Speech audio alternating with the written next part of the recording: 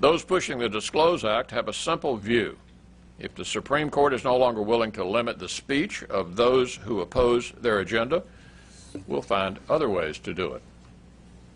You've all heard about the Idaho businessman who's become a personal target of the president for speaking out on behalf of candidates and causes the president opposes. Shortly after being publicly singled out by the president's campaign, people were digging through his divorce records. Cable television hosts were going after him on the air, and bloggers were harassing his kids.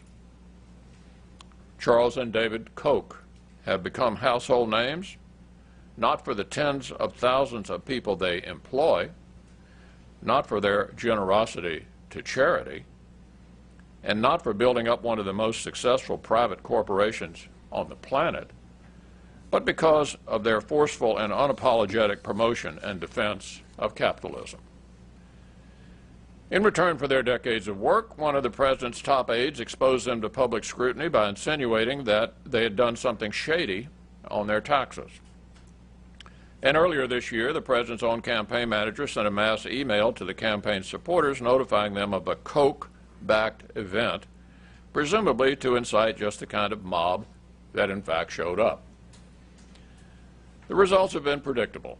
The Koch brothers, along with Koch employees, have had their lives threatened, received hundreds of obscenity-laced hate messages, and have been harassed by left-wing groups.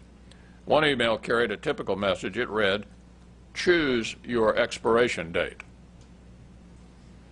If the President of the United States opposed these kinds of tactics, all he'd have to do is condemn them. Instead, he's joined them. President Obama has publicly accused the Kochs of being part of a, quote, corporate takeover of our democracy, whatever that means. And not only did his campaign publish a list of 8 private citizens it regards as enemies, an actual old-school enemies list, it recently doubled down on the effort when some began to call these thuggish tactics into question. Now, none of this should be surprising for a former community organizer who told a radio audience shortly before the 2010 midterm election that Latino voters should vote with the idea of punishing their enemies and rewarding their friends. That's the President of the United States. But all of it should be surprising to a former community organizer who happens to be president. What's more, the tactics I'm describing extend well beyond the campaign headquarters in Chicago.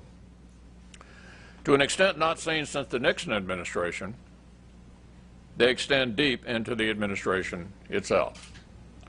News reports suggest that top White House officials have long participated in a weekly conference call with a left-wing organization in Washington whose stated purpose is to track conservative media voices, seize on potentially offensive content, and then use it to mount corporate intimidation campaigns aimed at driving these voices clear out of the public square.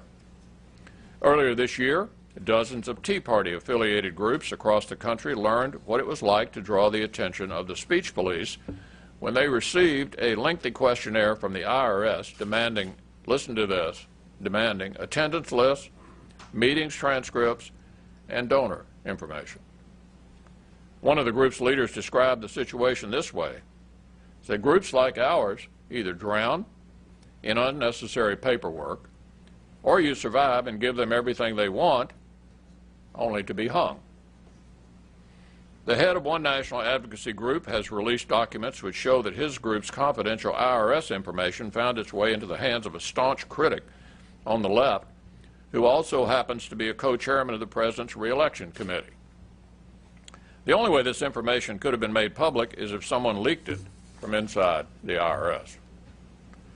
And just last week, we learned of an IRS decision revoking the tax-exempt status of small political nonprofit groups that undoubtedly foreshadows an effort to do the same to bigger groups on the right that the administration regards as a threat to its campaign.